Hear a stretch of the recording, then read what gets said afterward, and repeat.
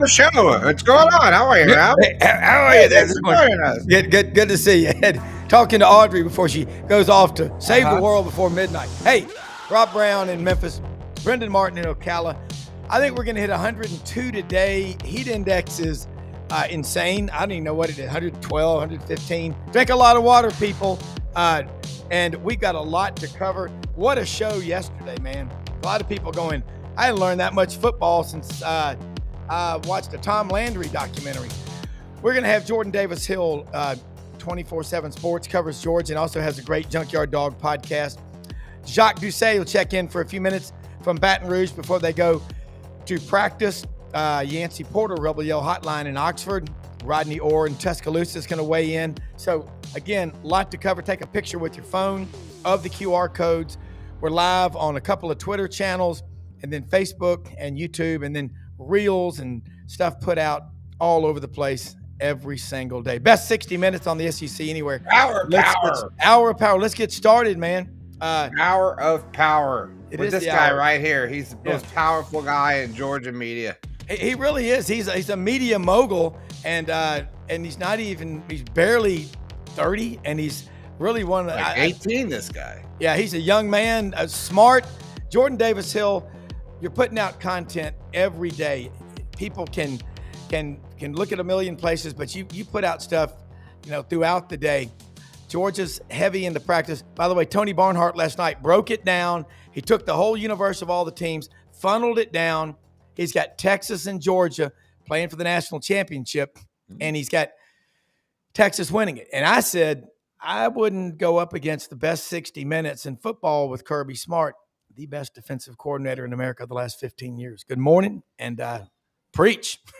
I appreciate it. I'm gonna hire you guys as my agents. You guys did such a good job hyping me up there. No, I mean, Rob's the good. best hype man in sports, man. I'll tell you right there. but yeah, I mean, I can see Georgia and Texas, and that's the thing too with the way the league is set up this year. Like, I kind of came to this realization last season that like you have to kind of treat the regular season, the SEC, especially with the top teams, sort of like the NFL, where, take like the NFC West, the Seahawks and the 49ers, they're going to play a couple times in the regular season, but you'll probably see them again in the playoff. And, it's, Georgia and Texas play in the regular season last year. They play in the SEC title. Maybe if Georgia makes a run, they wind up playing Texas again. But yeah, I mean, I could see Georgia and Texas. To me, it's the Texas offensive line and it's Arch Manning, and if they get those figured out, Texas can make a run. But I like the Georgia pick for Tony. I think this Georgia team's got a chance to, I say, shock people. They're still like number 5 in the AP poll. Yeah. It's not really shocked, but I think they got a chance to make a run. And the other thing you had when Stetson Bennett was there, you had a generational defense, 25 players drafted in those 2 years. Doesn't diminish what he did as a quarterback. Any similarities with Gunnar Stockton and him in terms of arm strength or speed, or is it all about just the grit and the toughness? I don't think Gunner's quite as fast as Stetson. Now he can move a good bit, and Mike Bobo talked a couple of weeks ago about being more comfortable letting him run.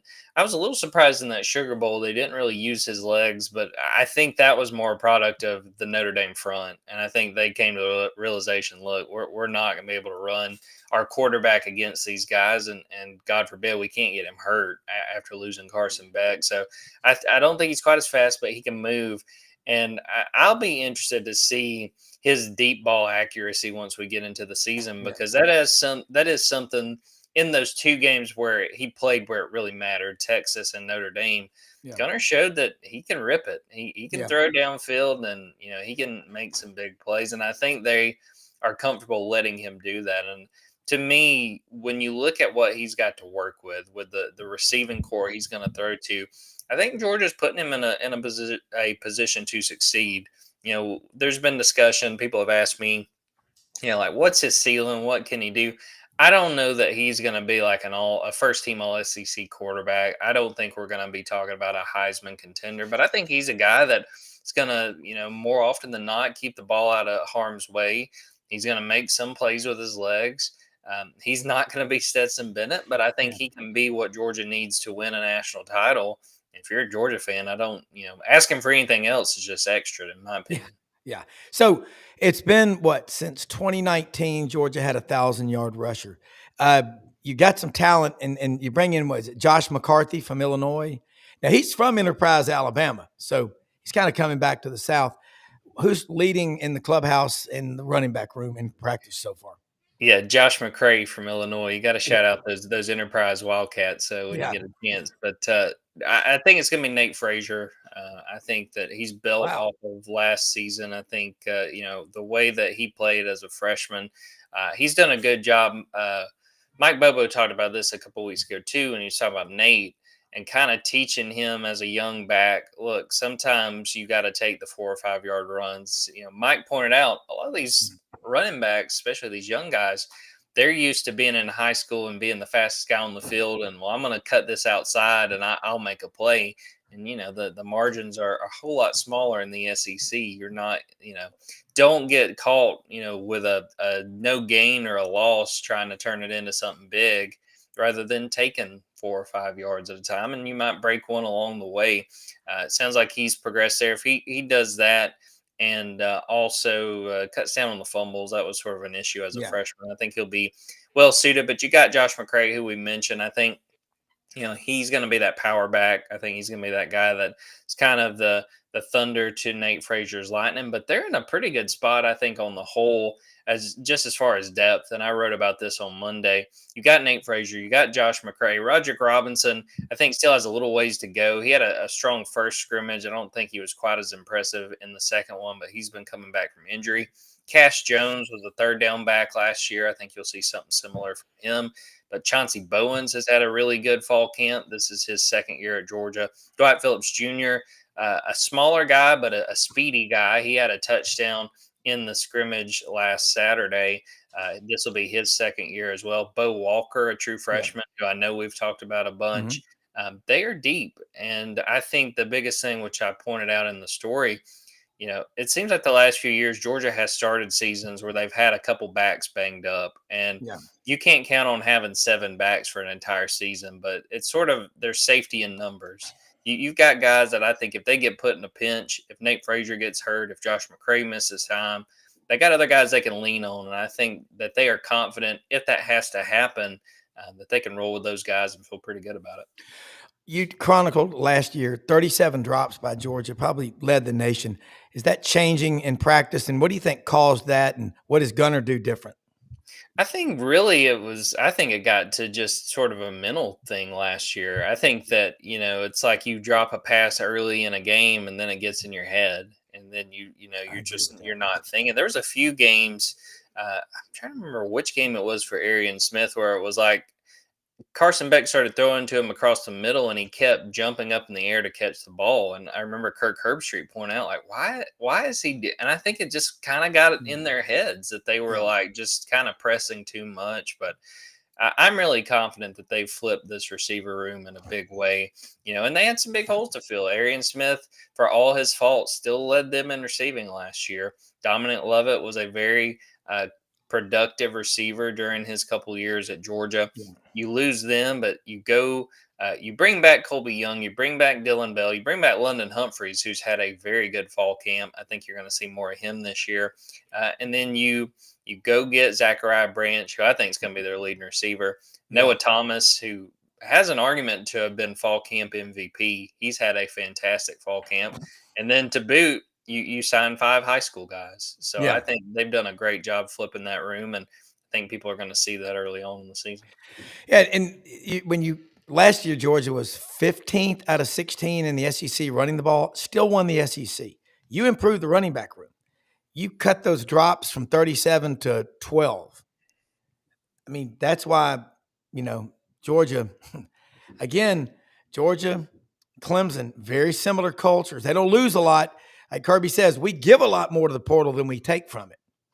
And the thing, I just want to add on that too, real quick, Rob, that I brought this up on another radio hit that Georgia is just in such a good position when it comes to the portal because of how they recruit high school. You don't have to sign 25 guys out of the portal, like Ole Miss likes to do. I think LSU has done that. But what Georgia does, because it can count on, pretty much at worst having a top 5 high school class, they say, all right, what are our 2 or 3 positions of need?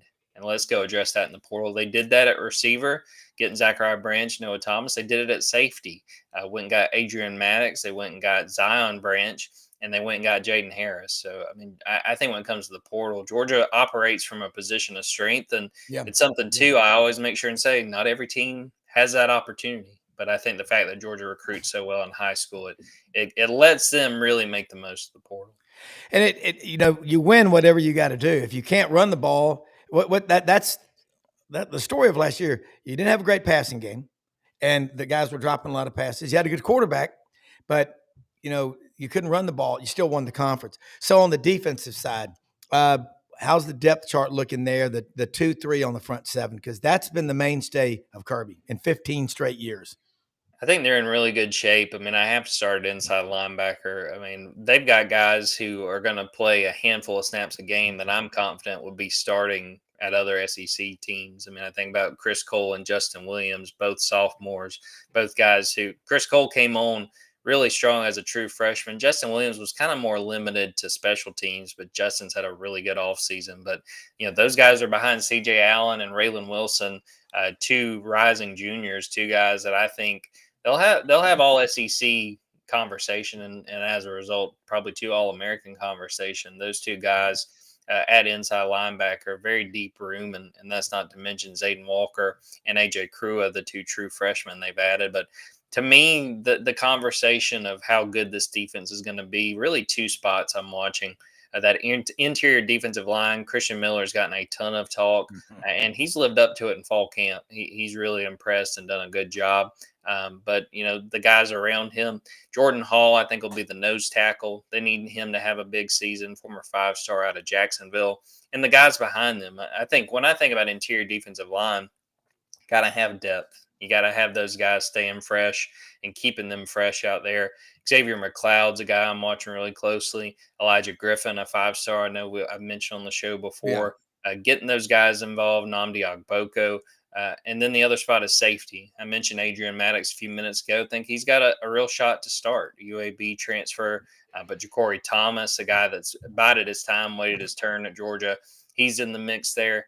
If they can get a good safety play out of the spot opposite of KJ Bolden, who they can rely on KJ. They already know that they feel good about KJ. Yeah. They get a good safety play there. I think this secondary as a whole is going to be in really good shape. Have you seen the new stadium at Buford? Saw the pictures. I have not been there yet. I want to go get out on the little kids field that they got over there. That's what I want to do while they're playing. Yeah, we're going to be down in Atlanta in a couple of weeks for the weekend to see our daughter, and then going to go to the Kickoff Classic games. I got to go up to Buford because it's right by one of my favorite restaurants, the Mad Italian in Atlanta, Dunwoody.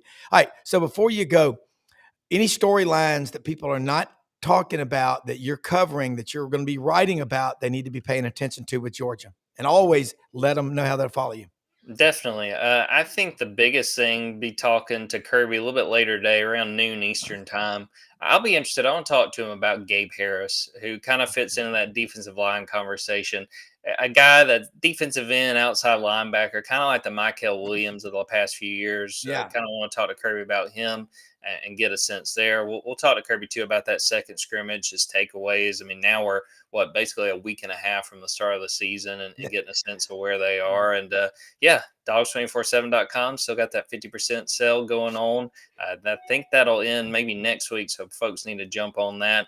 Junkyard Dogcast, our podcast, we will roll out another episode on Wednesday, talking about what Kirby said, what we learned from the second scrimmage, as well as season over-unders, getting in the stats, see what we like. So it's a busy time of year, but this is sort of the beginning of the end of the offseason. I'm super excited. We'll be talking about games. We're going to have some games to watch on Saturday.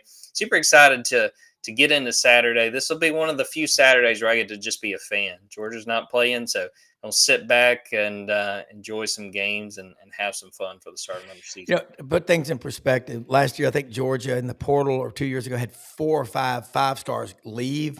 Kansas State is still celebrating this year. They signed their first ever 5-star, and they'll be playing in Dublin Saturday. So, Jordan, always appreciate it more than you know. Look forward to your visit next week.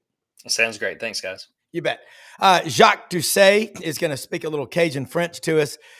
in just a moment from Baton Rouge. Channel 9, Jacques, man, you are putting out so many good interviews on social media. You cannot go there and not see you talking to somebody that matters, that has to do with LSU. First off, WAFB Channel 9, two-time Louisiana Sportscaster of the Year, Jacques Doucet. How you doing this morning? Rob, I'm doing great, man. It's a beautiful August morning in South Louisiana, and I'm going to go for a jog when I'm done talking to you, which might be suicidal considering it's going to be about 100 degrees at 9 a.m. But it's very hot and sticky down here. But as your previous guest just said, we're getting closer to a kickoff. It's getting serious because we were supposed to be able to.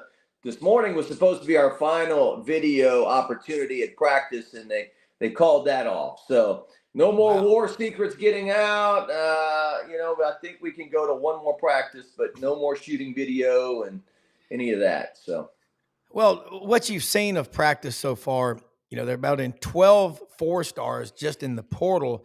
It's a loaded roster. What's looking different right now compared to a year ago at the same time?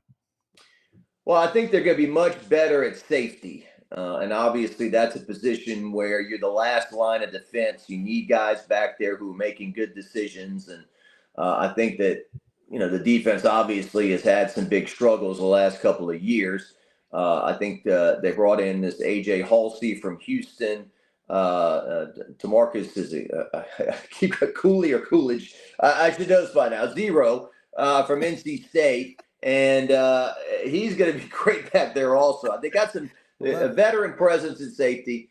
I think at the wide receiver spot, they feel like they've got like 8 guys that they can rotate in and out.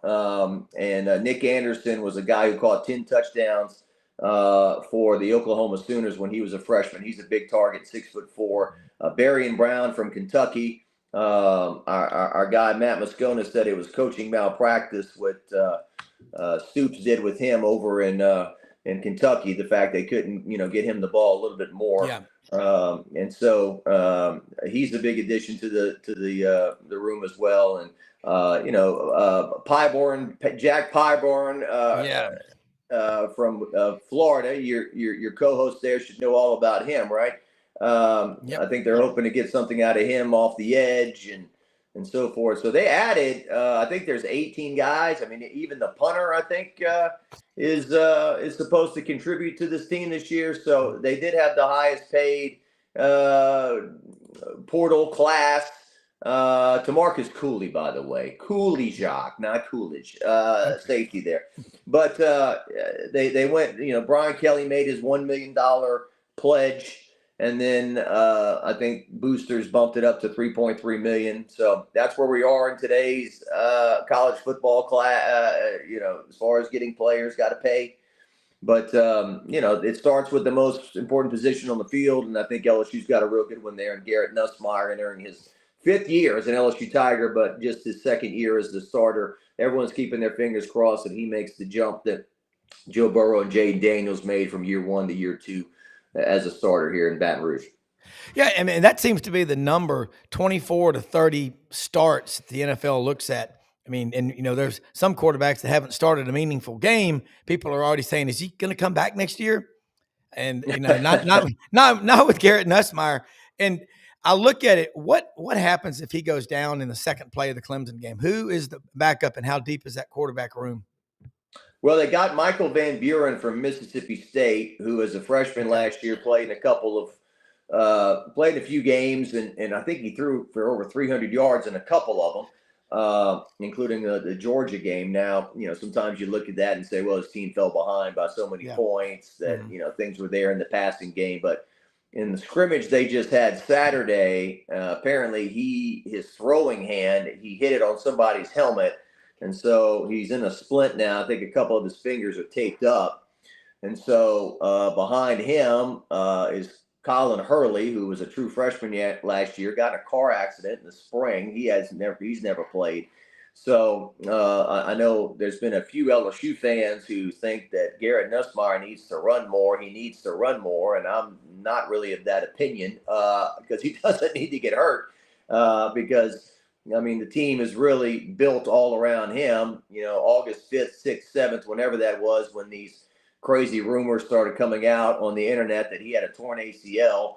Yeah. And that was obviously totally not correct. We were back out there not long after, and he's got a little, I guess you would call it, sleeve brace on his left knee, but he's running around and throwing on the run and running around in the pocket. There's been no signs of like him limping or, oh, he's really hurt or anything. So, I mean, he's the one in his own head and brain. He's the one that's got to manage pain if there is any. But yeah, they've got Michael Van Buren as the backup, and I think he's an upgrade from AJ Swan, who they had last year from Vanderbilt. I think in all three of Brian Kelly's years, the backup quarterback has had to come in and play some meaningful football. Even last year, I think Swan had to come in during the Oklahoma game when LSU won the game convincingly, but when he came in, it was still in doubt. So can't undersell your quarterback, especially when you go into Clemson, backup quarterback. When you go into Clemson, it's gonna be loud, and they got a defense like they've got coming after your guy. Yeah, a question from Perry Mason. I know he watches every day from Lake Placid, Florida. Can we get an honest report about LSU's offensive line? Last year, Pro Football Focus really liked that offensive line for what that's worth. What do you think? Well, yeah, I mean, last year at this time, we were talking about LSU's offensive line was going to really dictate the season, and that they were going to run the ball and these guys were going to protect. And I think they did a pretty good job outside of the Florida game of protecting Nussmeier, and they gave up 7 sacks that day or something like that. But they couldn't run the ball, and they were 107th in the country in running the football. And you lose Will Campbell, who was top 5 NFL draft pick. Emory Jones win the second round. You had guys like Miles Frazier and Garrett Dellinger also get drafted. So you had 4 guys get drafted. And now you've got a lot of new guys up front. They got 2 guys out of the portal, Braylon Moore from Virginia Tech. I feel like Kelly's talked a lot about him, that the offensive line starts with your center and everything falls into place from him. So they feel good about what Braylon Moore is bringing to that position. They brought a guy in from Northwestern, Chicago, not Natchitoches, Northwestern, Josh Thompson to play on the offensive line. And so Brian Kelly, I was the one that asked the question. I think his last media availability, I said, well, how's this offensive line coming into play? And he said, I've been coaching a long time, got a lot of guys in the NFL, a lot of first-round draft picks. These guys are going to be good. They're going to be really good. And so is he trying to build them up in the media? Does he really believe that? A combination of both? We'll find out. But that, by far, is the biggest question mark on the team, I think, right now. How good is the offensive line? How good would they be? Yeah, and so you look then the running backs. You don't have to be Herschel Walker or Bo Jackson or Leonard Fournette if you got a great offensive line. That would be great? Talk about the depth in the running back room. Yeah, well, I'm looking. I don't want to compare things to 2019. That's always people's temptation. They want to go back and say, well, this is like 2019, the dream team that went 15-0. But if you look at that team, you had Burrow at quarterback. I mean, you had some, obviously, the 2 best wide receivers in the NFL, Jamar Chase and Justin Jefferson. And Clyde Edwards-Helaire was your running back, and he was not what I would call a power guy. He could run over people. If Clyde was here, he'd correct me and say, hey, man, I've got some power. But he wasn't like Leonard Fournette or Ali Broussard, if you want to go back over 20 years, a guy that could truck you who's 230 pounds or whatever. So Caden Durham is your number 1 running back. He was a freshman last year, true freshman, led the team in rushing, has amazing speed. I think he earned a lot of respect from the coaches and his teammates. He played on broken toes most of the year. He's back, and Caleb Jackson has been he's the guy that has given you the flashes of Fournette as a freshman. He trucks some guy in Starkville, Mississippi State, and everyone gets all excited, but he still hasn't learned football or can't stay on the field, at least up to this point. He's the 235-pounder that you would like to get in there, and he's fast as well. So he didn't score any touchdowns last year. He scored 4 as a freshman. Only had 150 yards all of last year. So it'd be good to get him going. Harlem Berry is a true freshman out of New Orleans. He's a smaller guy, but he's put on some weight. He's got some burst. But then LSU, unfortunately, JT Lindsey's got himself in the hot water. He was a freshman running back from Alexandria, housing some fugitives that he's accused of, some guys that were accused of second-degree murder. They were staying at his apartment, and apparently there's some guns in there and some other stuff. So he's not practicing. He's gone at the moment. And then Jawan Johnson is the guy from Lafayette Christian in Lafayette, who they've kind of moved around from defensive back to quarterback, and now he's at running back number 8. And I would be surprised when LSU gets in the red zone if they put him in the shotgun running back. They're going to try to get him in the end zone from what we've seen in practice. Well, you talk about the greatest running backs, of course, Cecil, the Diesel, Collins, Charles Alexander. If you want nightmares, if you're an Auburn fan, Eddie Fuller. You do know his father had transfer papers ready to move from Fort Polk, Louisiana to Fort Benning, Georgia, a mere 35 minutes from Auburn's campus. He perhaps could have signed with Auburn. And there never been Tommy Hodson would have. You just entered, by the way, great player. And his brother Victor came after him. You just interviewed Tommy Hodson. Yeah. I watched that. That was so cool. Talked about, hey, it ain't bad being the LSU quarterback. Yeah. I love that. Well, Tommy was the quarterback of the first LSU football games I ever attended, and in many ways, he was kind of Joe Burrow before Joe Burrow. He had the Hollywood good looks. All the girls, oh, Tommy Hodson. He made All SEC 4 times. And back in the late '80s, quarterbacks were not throwing for over 2,000 yards in a season. No. And when he finished at LSU, he had 9,100 yards passing. I think he was all-time number 1 in the SEC. And then right after that, Steve Spurrier's at Florida, and I think Shane Matthews passed him up immediately when they started throwing it around. But, yeah, Tommy, it's funny. I tell Tommy, I said, you're like, Aerosmith, Van Halen, Journey, pick your favorite band. You had a lot of hits, but some sum you up as a one-hit wonder for throwing this pass against Auburn in 1988, this earthquake game pass. That's what the modern day fan. Oh yeah, Tommy Hodson earthquake game, and it was a huge moment. And for me, certainly I remember certain moments where I was, and Warren Morris hitting the home run. I know that's to win a national championship, but I always remember where I was when Tommy Hodson threw the pass to Eddie Fuller to beat Auburn, and I believe 1988 that was Auburn's only loss. They went 10-1. Auburn still went to the Sugar Bowl. LSU went to the Hall of Fame Bowl that year. But certainly one of the game, Eddie Fuller will tell you, the guy that caught the touchdown, he'll tell you the game was boring. That's a boring game, Jacques. Yeah. But the ending was thrilling. Yeah. I was there. We got tickets. We were on the 50-yard line on the field, just hanging out on the fence on the Auburn side. Still, what an incredible atmosphere. And, you're going to Clemson for the game, aren't you? Coming up here in just a week and a half. That is going to be just an incredible atmosphere. LSU fans will travel. I know Frank Duffy's going to have Frank's going to have Bengal 1 over there. We may have lost. We got some bad lines coming out of Louisiana. Yeah. But Brendan, I was talking to Ellis Johnson. I said, man, I'd love to meet you over at Clemson on Saturday and then go to the Virginia Tech South Carolina game Sunday in Atlanta. But he will be watching his son, who's a GA for Jody Wright at Murray State. But bottom line is, Brendan, Jacques, great reporter, folks.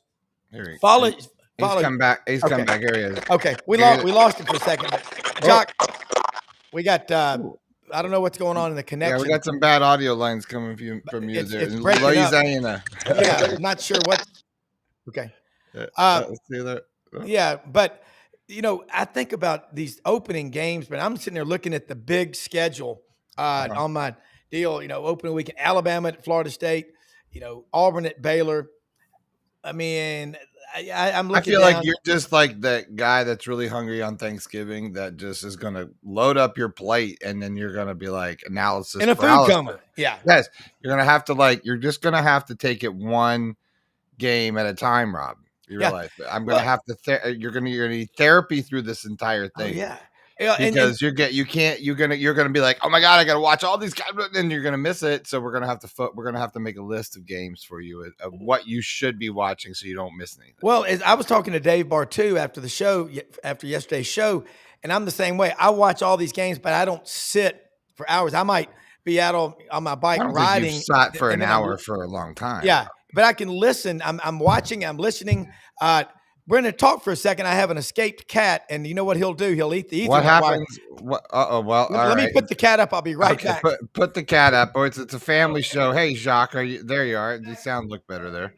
Yeah, the internet has been funky this morning. I don't know what's going on. I think I'm blaming the sun gamma rays have been extracting down, and then there's like an alien ship coming towards us, according to a scientist. So therefore, I'm blaming all of that on that. So therefore, yeah. Jacques, thank you. Now, everything looks good again. Jacques, you've got one of the best sets anywhere, too.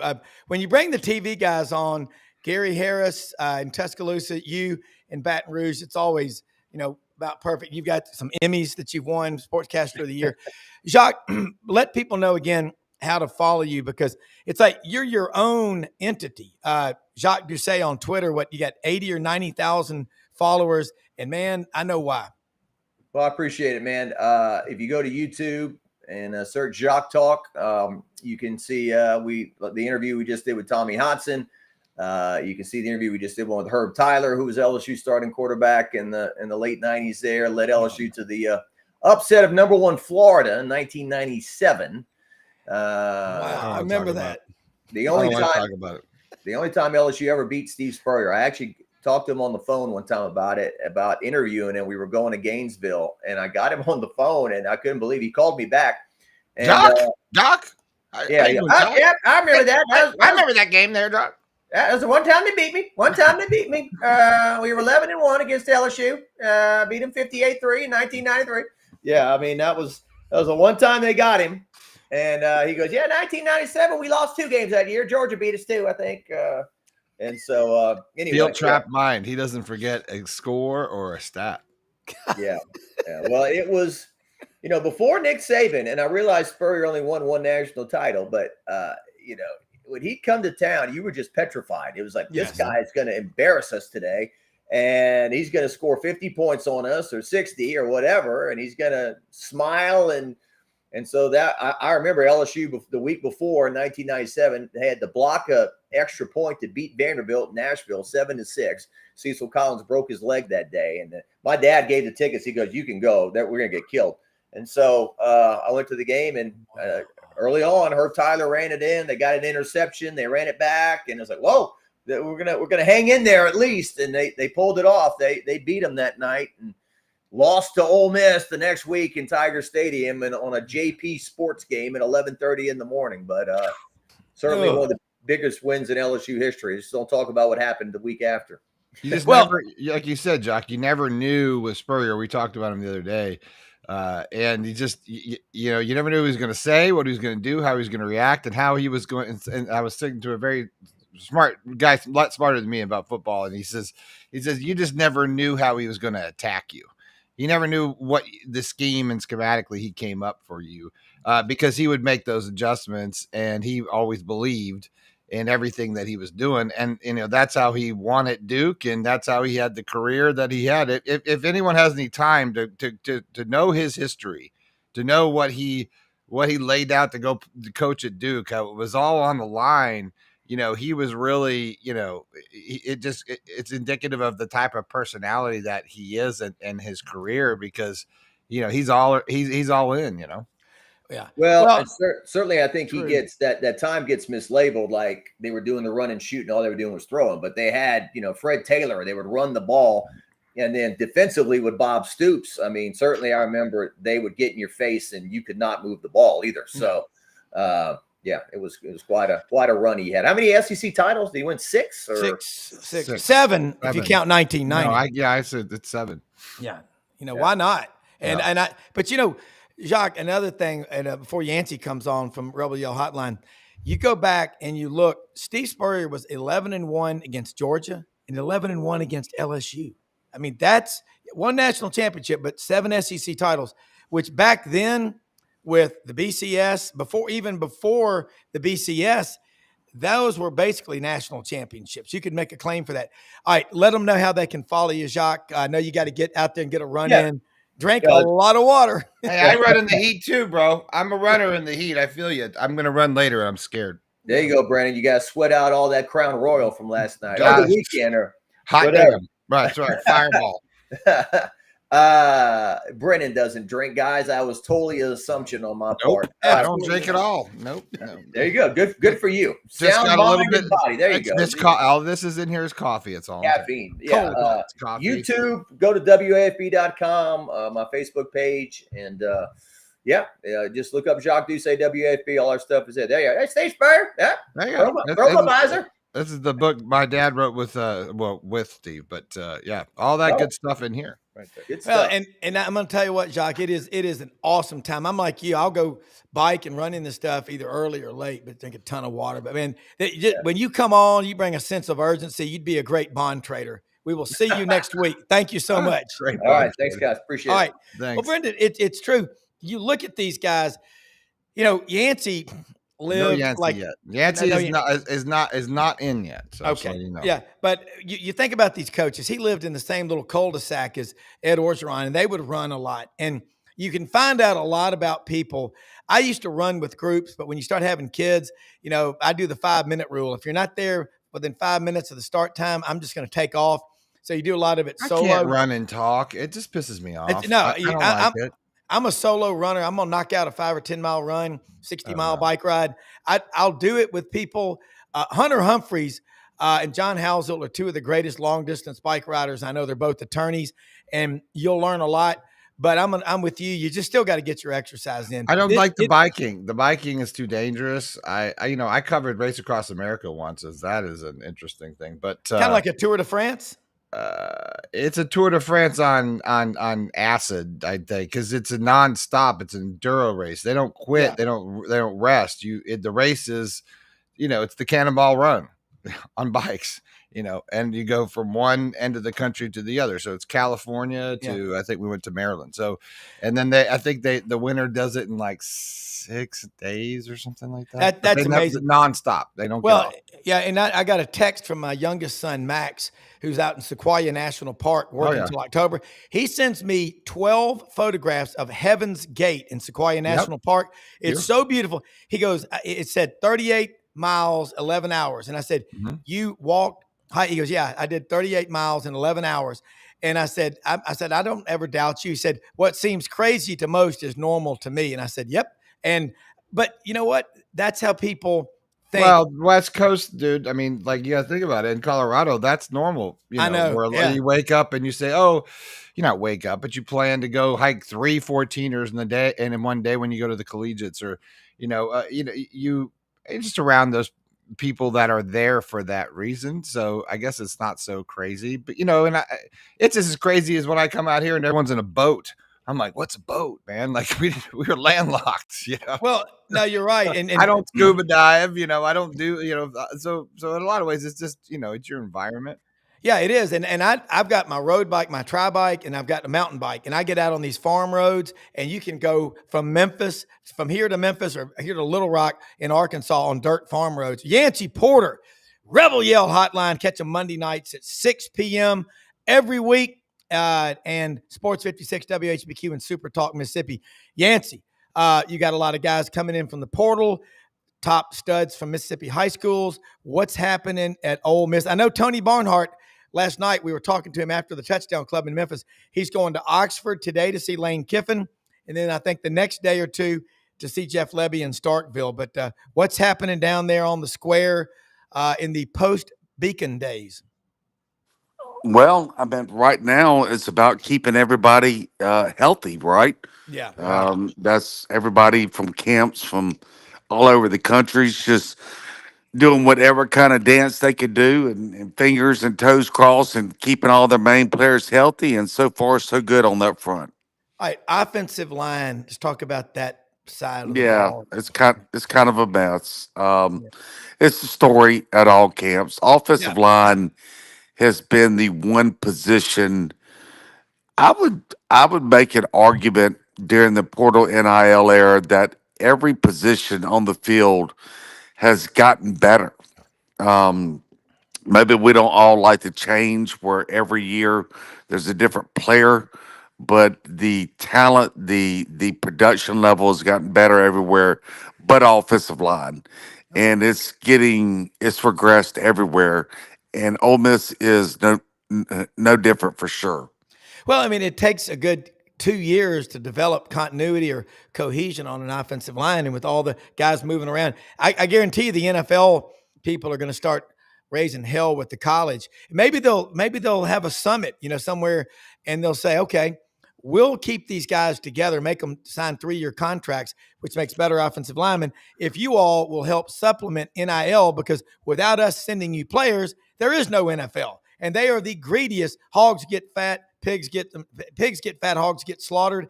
Why are we playing on Thursday and Friday night in the playoffs this year? Because the NFL, as Tony Barnhart said last night, owns the weekend. All right, defensive line again. How's that going? How is Kamara Franklin out of Lake Cormorant, Walls, Mississippi doing? He along with Xavier Harris, another defensive lineman, have probably had the biggest jump in their game from last year to this year. Yeah. Uh, the defensive line will undoubtedly be the strength of the team. You know, you're always asking how many. I Yeah. said they were down to probably sevenish. Now they're at eight, possibly nine that they feel like they can go to war with. The Wow. defensive line is it's going to be very, very, very salty. Max Howell always says after 38 snaps, defensive linemen wither. If they go down early, it's also hard to get them back. What Pete Golding has done at Ole Miss, I'm not surprised.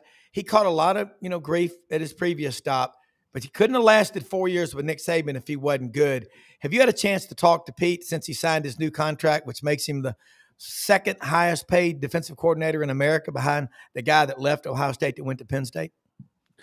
Yeah, Pete just lives a few doors down from us, and our girl babysits for their kids, so we don't really Yeah, go into contracts and I wouldn't ask you. things of that nature. But yeah, I mean, Pete is he's settled here. We've gone through in the past. He moved here for family. He wants to be at Ole Miss for a while, and I believe he will be. I mean, it looks like he's having a lot of fun, and I don't think people. I mean, I live in Memphis. I saw what happened. That is horrible. And you talk about the secondary at Ole Miss. There are going to be some new guys that are going to have to step up. Talk about them and their progress. Yeah, Dante Core, kid that they signed this past year, only a mid 3-star guy. But I think he was out of their 22 high school class. I think he was ranked 11th out of Ole Miss's class. So, Okay. just a mid kind of tier player as far as rankings, and he's having the biggest impact so far. He's a cornerback, so he's giving them a boost there. TJ Banks, one of the guys shot. They had 4 or 5 guys shot there Oh, at that Memphis pool party, and 4 of them were secondary guys, which typical Memphis. They don't even have a suspect yet, but yeah, that's another story for another day. But yeah. TJ Banks was noted as Ole Miss's best defensive back. He's back on the field. The black jersey's off. He looks like he's ready to go 100%. So that's a big boost to that safety position there. And then Jalen Braxton, a guy from Arkansas who was probably their most expensive portal addition in the secondary. He's now back 100%. So they feel really good at corner. They feel good about their starters there at safety. They still would like more depth with length, right? Yeah. You don't want to be covering slot guys that are 6'3", 6'4", with 5'10" DBs. So that's the one area that they're still trying to get resolved. They don't. I don't think it's as big as an issue as the offensive line, but it definitely still is an issue. All right, running back room, wide receiver room. Austin Simmons is the presumptive starter, and he should be the way he's playing. But am I right, wrong? Is the depth, the receiver room, as strong as last year, or possibly better? Because if that is true, that's pretty scary. Yeah, it's definitely deeper now. Is there somebody to Trey Harris's statue? Yeah, I don't know. We'll see as the season plays out. So, They feel good with about 7, 8 of those guys. Outside the defensive line is definitely the deepest room at Ole Miss right now. As far as running backs, I think they're gonna go more to a three-headed monster with the Troy and the Missouri transfers, along with the LSU transfer Logan Diggs that sat out last year to rehab his ACL injury. So I think it's definitely going to be a much improved, probably the most improved position on the field this year will be running back for Ole Miss. All right, yeah, Rodney Orr will try to join us. I know he's on his way to practice in Tuscaloosa with Alabama, and I love getting the two of y'all on here together. It's just solid gold. Before and there's so much to cover with Ole Miss. What are the Ole Miss fans? 3 of the last 4 years, Rebels have finished in the top 12. It's happened 4 times in the last 60 years. Again, 3 of those with Lane Kiffin. So the expectations are higher. There's still a lot of people in the Grove, but they're not as many as there used to be. They're getting in there. And Kiffin gets mad about people leaving early, but you're right. You made a great point to me. You said last year, you're like, Rob, I pay a lot of money for my wife and my 2 kids to go to these games, and they have these rental wins. They're just awful. I want to see competition. What are the expectations of Ole Miss fans now? They've gotten used to these double-digit seasons, hadn't they?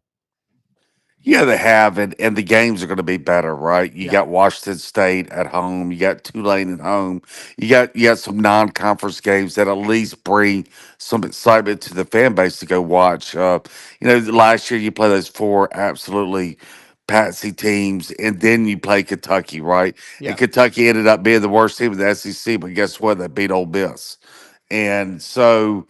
This year, you play one patsy to start the season, and then your next 3 games are at Kentucky, Arkansas, and Tulane. So it's a Yeah. much different schedule getting you prepared for the grinder of the SEC.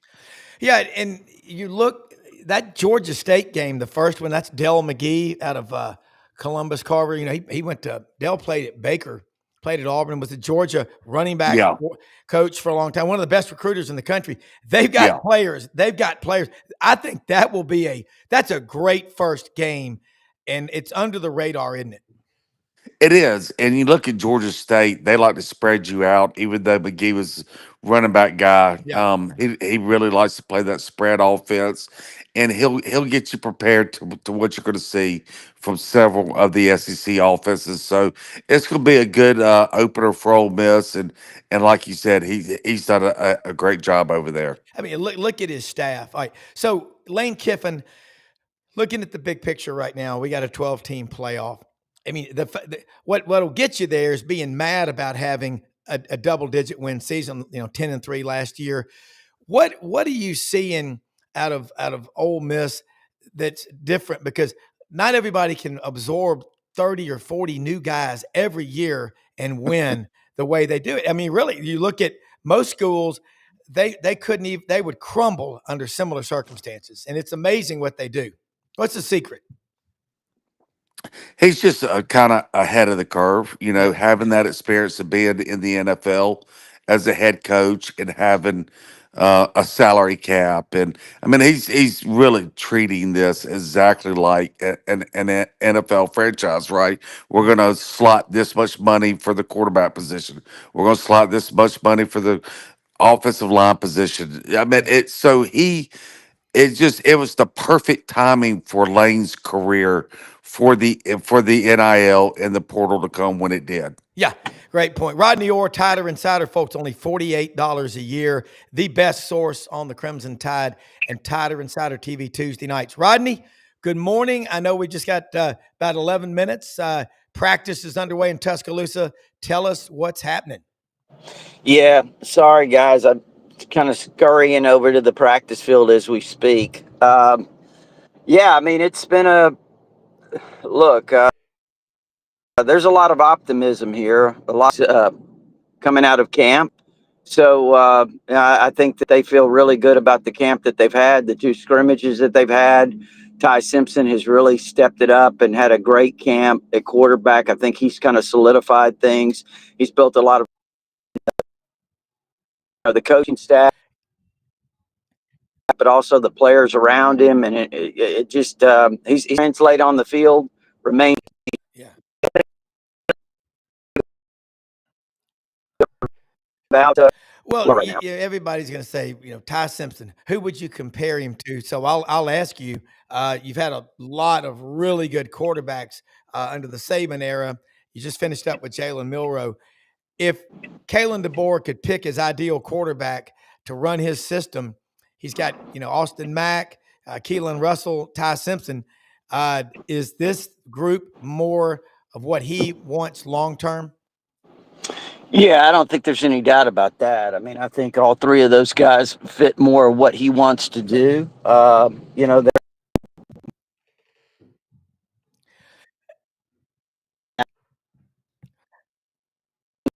Yeah. Okay, well, Rodney, we can't hear you. I think, yeah, the connection's really bad.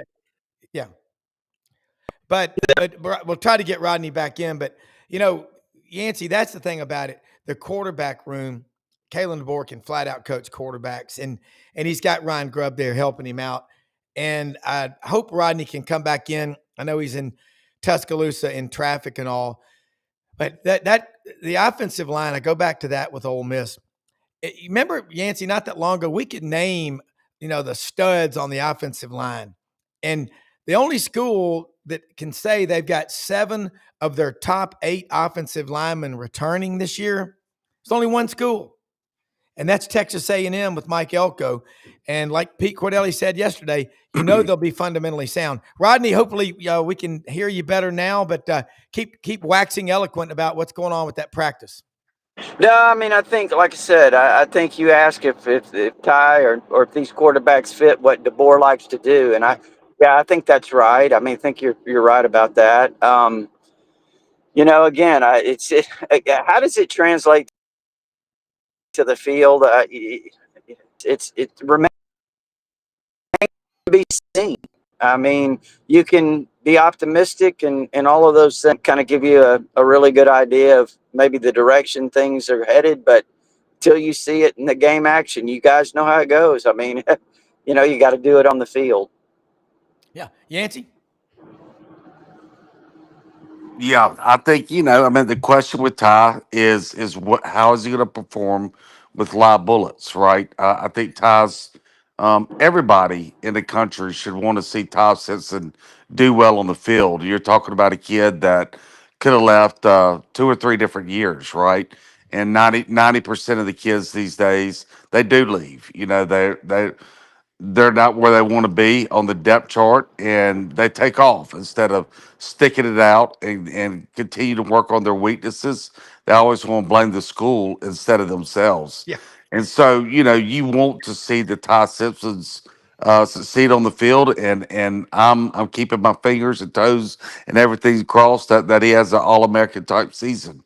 Yeah, I'm with Yancy, Rodney. You've had a chance to talk to Ty, a coach's son from UT Martin. What his dad's in his 20th year. There's something to be said about a guy that's that tough and patient and works the process, isn't there? It's kind of crazy because I remember when he committed.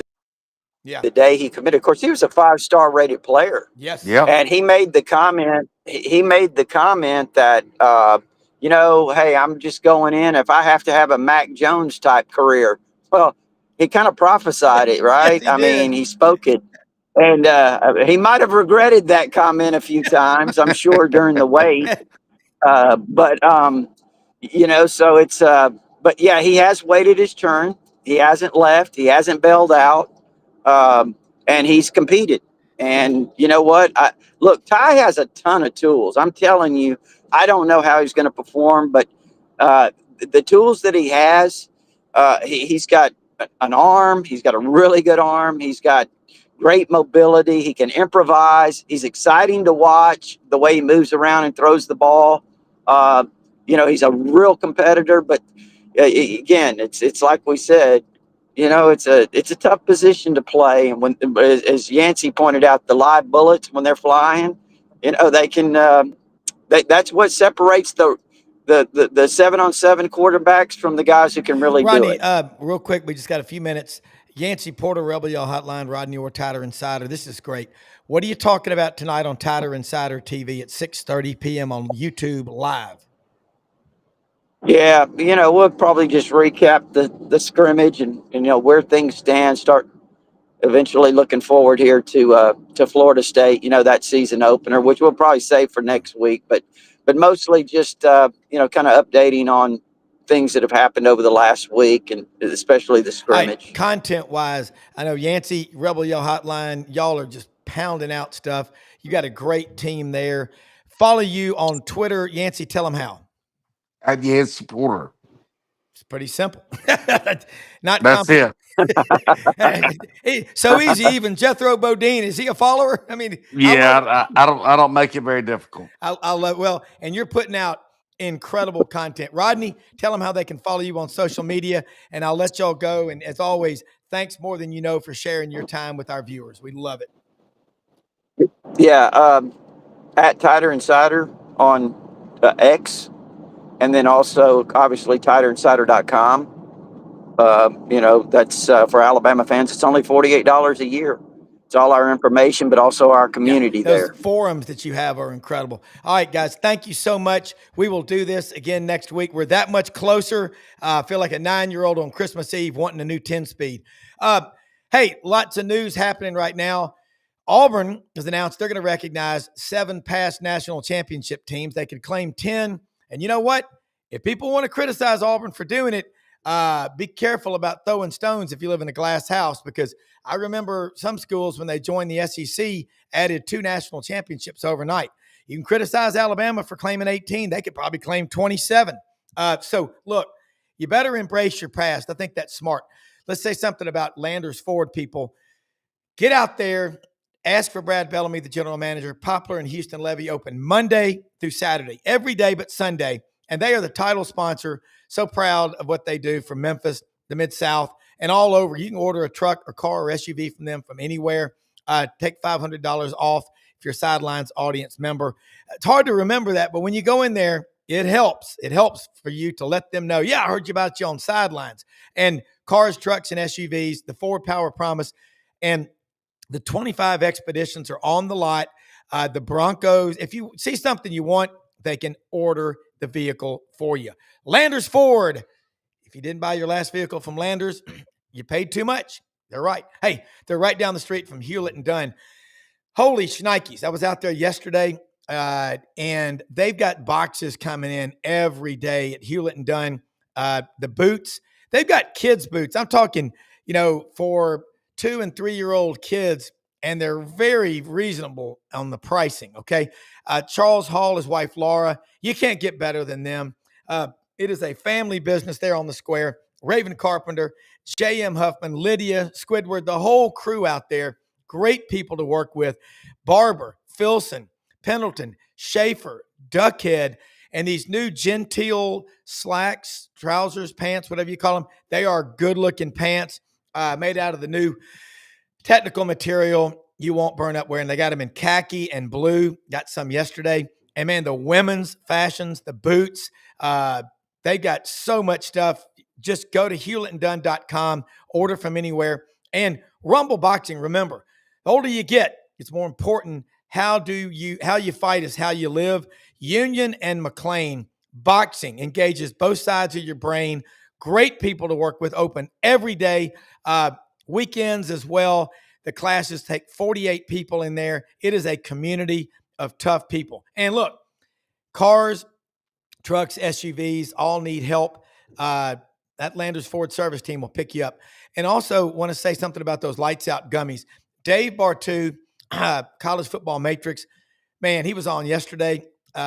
Those things work. If you have trouble sleeping, these lights out gummies, they've got energy, chill, and the knockout, what they call the lights out.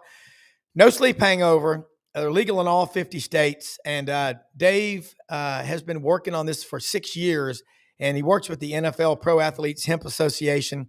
First player they tried him on was Mike Singletary. Hey, most often we see the face of Christ in the least among us. We'll see you tonight. Thanks for watching. Executive producer Brendan Martin, the best in the world. Have a great day, everybody.